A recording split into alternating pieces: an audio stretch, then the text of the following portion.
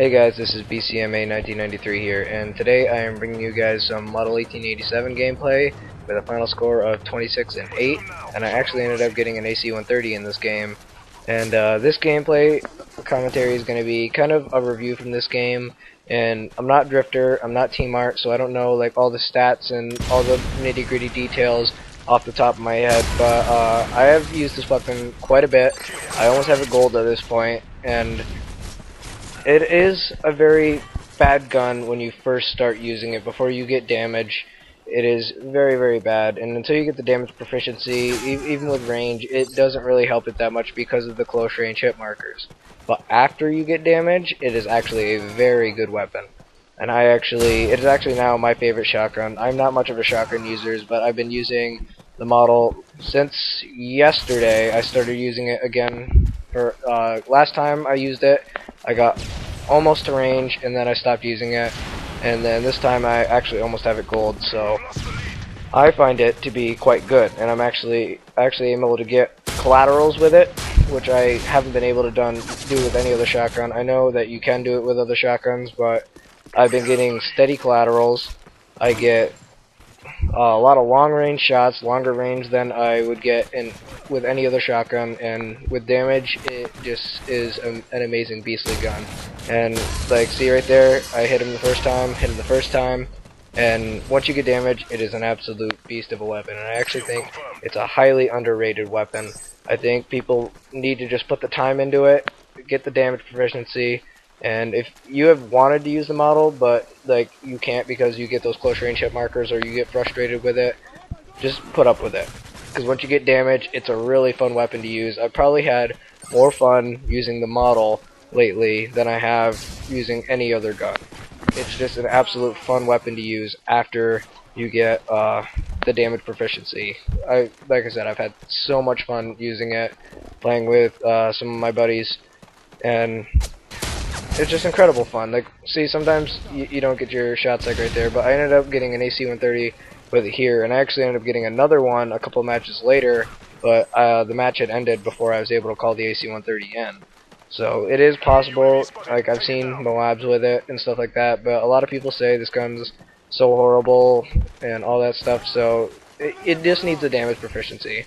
And personally, I think that the Model 1887 should be as good as it is with the damage proficiency. That should be the baseline. And I also think that it should have had some attachments. I know it was overpowered in Modern Warfare 2. I can understand getting rid of the akimbo, but why not extended mags? Why not a red dot? Why not, like, I don't know when to use it, but why not a silencer? Why not have some of these attachments? Because I know when getting your weapon gold, it is very good to have those attachments to get those challenges done with. So why not? I don't understand. I know it's an older gun, but it doesn't mean that they can't be modified to take any of these sights or anything like that, just like any other gun. So I don't know what their logic was on that, and even if they are going to not have any attachments with it, why leave the attachment proficiency in there to unlock? Like, you unlock it and then you can't even select it if you wanted to. If you just wanted for shits and giggles, throw attachments on there just to be funny or look cool, whatever your logic would be, you can't even do that, so why even have it on the menu screen? I think that was personally just lazy, but I really do like the Model 1887 after I have gotten damage with it. It's very fun. It's a very good weapon after that. You still kind of get the close range hit markers every now and then, but not really that much. So right here, I think I'm actually on the AC-130 streak, and I end up getting my Predator missile, and then after I call it in, I'm pretty close to the Reaper, so I end up kind of camping it out. It gets really slow at that point. I mainly stick to in the caves in this area, and over towards where I believe it's the A flag is. So it kind of slows down right there because I am actually trying to get the AC-130, and I didn't want to run out and accidentally get one of those close range hit markers and end up ruining my streak. So it does kind of slow down after that, and I'm not sure, I can't really tell from my screen right here, but I believe right here is where I'm one away from my Reaper, which in my logic, I love the kill streak, the Predator missile, the Reaper, and then the AC-130. Because the Predator missile, it's just one last one-on. Even if you get one kill with it, it's one less one-on-one gunfight that you have to try to win, which gets you closer to your Reaper. And once you get your Reaper, if you know some good hiding spots and you can hide and not die, you're almost guaranteed to get your AC-130 or your Pave Low. If you're really good with the Reaper, you might even be able to get those higher kill streaks that are above those. Maybe the Juggernaut or the Osprey. But I personally think it's a very good kill streak combination. I don't get AC-130s all the time or anything like that, so you don't have to take my advice if you don't want to. But personally, I find it that if I end up earning my Reaper, which I actually end up earning the Reaper more than the AC-130 because sometimes I don't find the best hiding spots.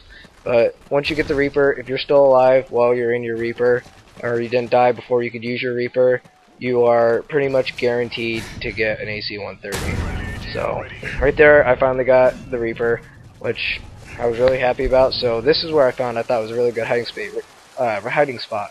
Right behind the waterfall and in that grass. And I kind of struggle a little bit on this map. I hit a bunch of buildings, but I end up getting the AC-130, and then I get an okay AC-130 streak. It wasn't the most amazing AC-130 streak I've ever been on. I get, I think, one double kill. But I find myself on some of the maps like just hitting a lot of buildings when I think I'm gonna get in there. But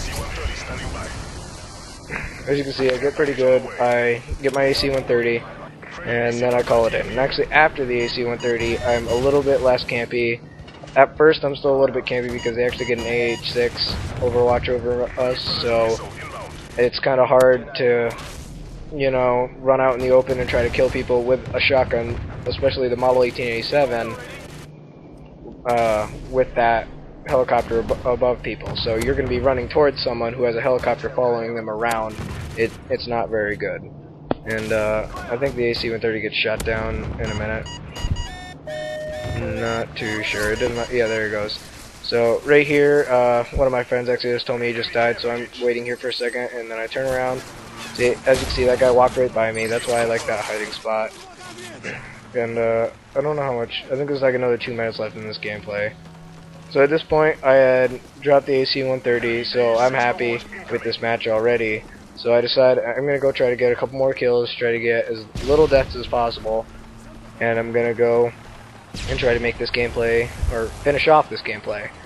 And they actually just called it in right here, so my friend was trying to take it down with a javelin at the time, but it ends up killing me. And right here I make a stupid mistake. I hit him with the flash grenade, actually hit him with it, and I get the hit marker thinking I flashed him, so I went to go run out and shoot him, and the flash actually had bounced behind him and didn't flash him at all.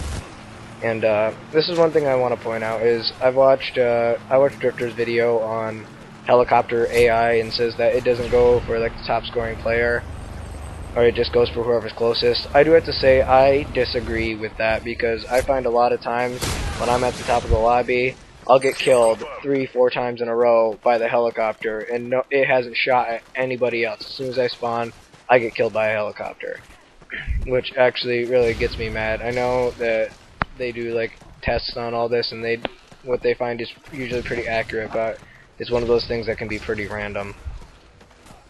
And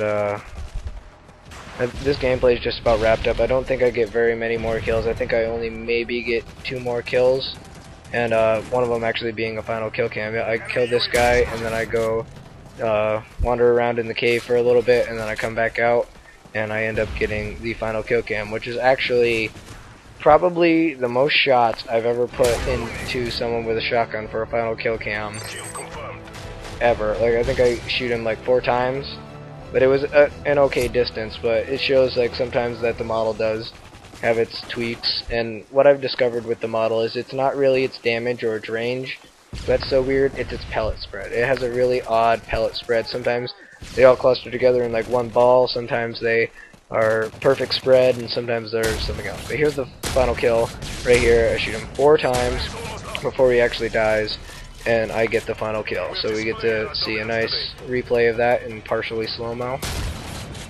But I hope you guys enjoyed the gameplay and the commentary, and this has been BCMA, and peace out.